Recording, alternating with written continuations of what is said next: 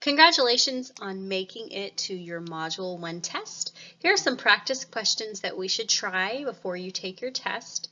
At any time while I'm working through these questions, feel free to pause the screen so that you can write these questions in your notes so that you have them.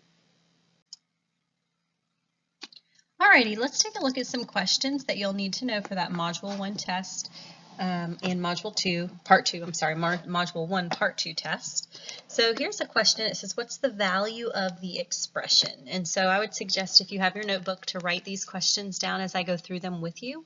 That way you can refer back to them on your test.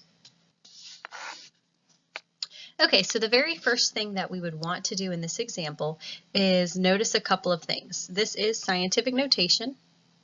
Remember, if a number is written in scientific notation, that it would have a number between 1 and 9 first, which it does. It has 2.8 and 1.4.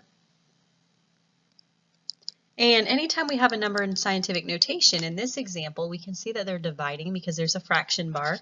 So what this really tells me is it tells me to do 2.8 divided by 1.4.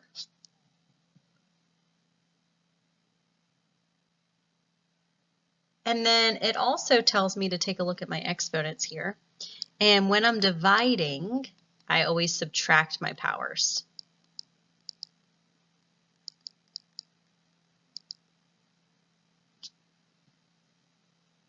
All right, so if I look at this, let's just do this first. This is 2.8 divided by 1.4. And I think that's 2. Let me just double check. 2 times 4 is 8. 2. Yep, perfect. All right, so this is just 2. So 2.8 divided by 1.4 is 2. Then I put my times, then I put my 10. Now in this example, if I'm dividing and I have the same base, in this case they both have a base of 10, you subtract your powers. 7 minus 4 gives you 3. 7 minus 3 gives you 4. So your answer in this example would be 2 times 10 to the 4th power. And you know this is in scientific notation because that very first number here is less than 9, less than 10. So it's between 1 and 9. Alrighty, this question says the amounts of e-waste generated in a region during 2 years were 14,200,000 tons and 10,700,000 tons. What was the total e-waste generated over these last 2 years in the region? Okay. Expressed in scientific notation. So a couple of things. We need to make sure these are in scientific notation, which has the times 10, space of 10. These are not. These are called standard form right now because they are just written out as big numbers. So we're going to need those. When we look at the question, it says, what is the total? And total like this usually means that we should be adding. So I'm going to line these up. 1, 2, 3. And then 10 and 700. All right. And I'm going to add them. Okay, so I've got all these zeros here I can just bring down. 7 plus 2 is 9. 0 plus 4 is 4. And then 1 plus 1 is 2. So this is my answer in standard form. But remember, the question does not ask for standard form. It asks for scientific notation. So my decimal, when I go to place it, has to be right here.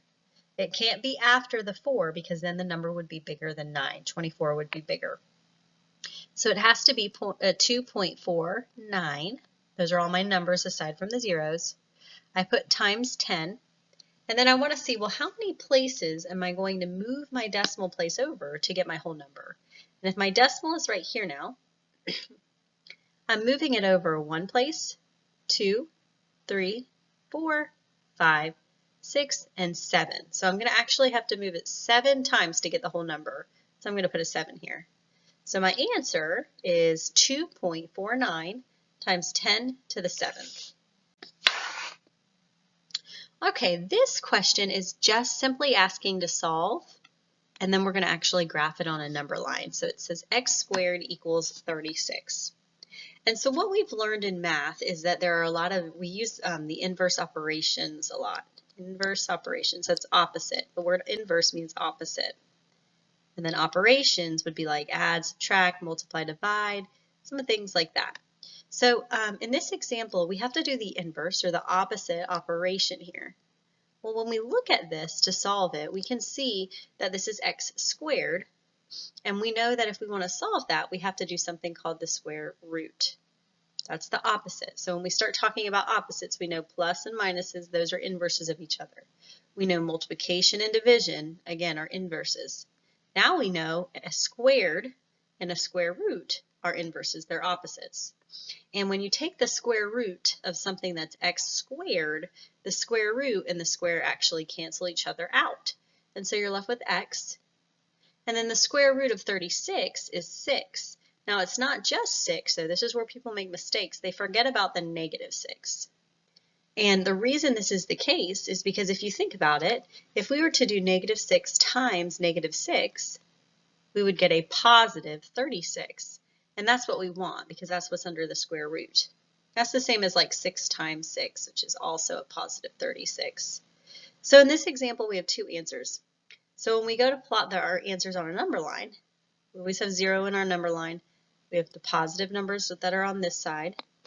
Remember the negative numbers that are on this side. So I have 1, 2, 3, 4, 5, 6. 1, 2, 3, 4, 5, negative 6. And so my answer would be here at negative 6 and at 6. Those are two possible answers for this problem. All right, this question is saying there are 3 to the 5th, all raised to the 2nd power, times 3 to the 0 leaves on a tree. What's the total number of trees? So again, total here, we want to see the total amount. Usually means to add, but in this example, there's not really two things that we're adding to find the total. In this example, the total is saying, hey, take that expression that you have here and simplify it and tell me what you get. So let's just go through this and dissect this step by step. The first thing that I realize is this right here. So this right here I can actually simplify. This is called the power to a power rule. And the power to a power rule says that if you have two powers that are in the air like this, two of them right next to each other, you always multiply. You multiply. So that would be like 5 times 2, which is 10. And then I would leave my base alone. I also know that anything raised to the 0 power would give us a 1. So this is a fancy way of saying, hey, take that and multiply it by 1. And we know if we multiply anything by 1, we just get what we started with. So in this example, the total amount of leaves we have are 3 to the 10th leaves. That's a lot of leaves, because if we were to write this out, this would be like 3 times 3 times 3, 10 times 9 and 10. So we would have to actually multiply all of this to find our answer. I think they just want you to simplify this one so you can actually leave it in this form. Okay, let's practice this one. This one's a little bit intense. There's a lot of different things going on here. So let's just go through this and make sure you know what to do. Okay, so I'm going to write it down. I would suggest you have this in your notes as well. You will see one similar to this one on your test.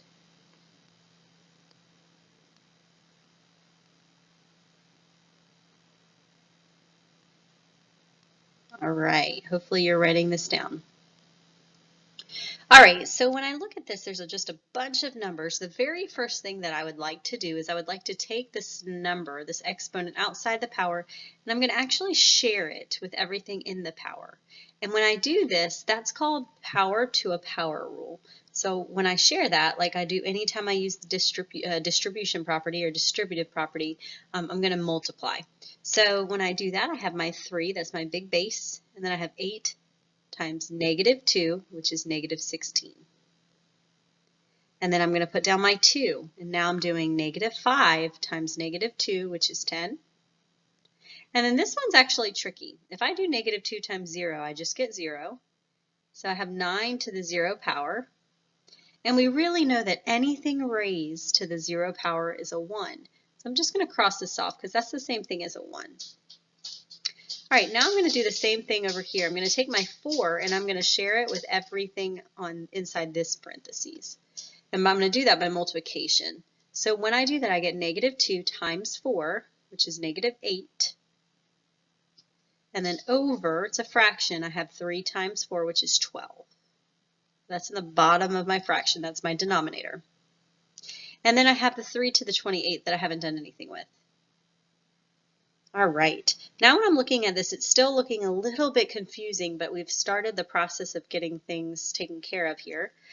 So what I'm going to do now is I'm actually going to start combining and putting things together.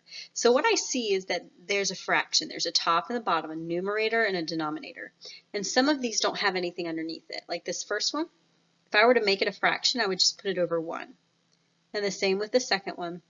This one we don't really need, right, because it's just 1. And then this one would be over 1. And the reason I'm doing that is because now what I'm going to do is I'm actually going to multiply across. I'm going to put all of those on the same line.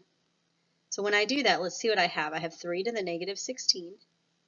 I have 2 to the 10th, 2 to the negative 8, and I have 3 to the 28th.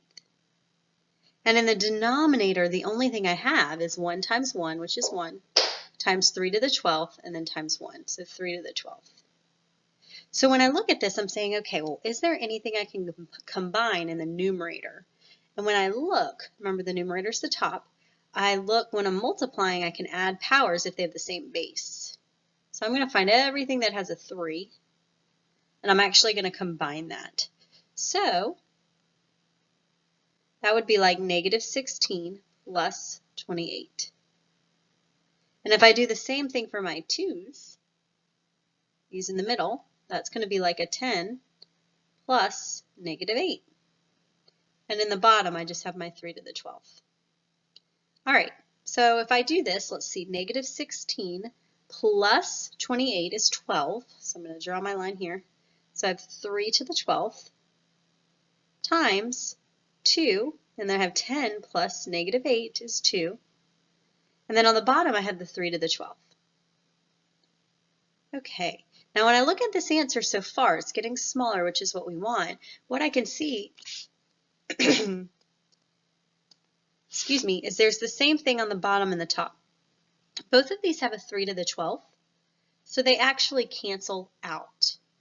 And when they cancel, all I'm left with is a 2 squared, which is the same thing as 2 times 2, which is 4.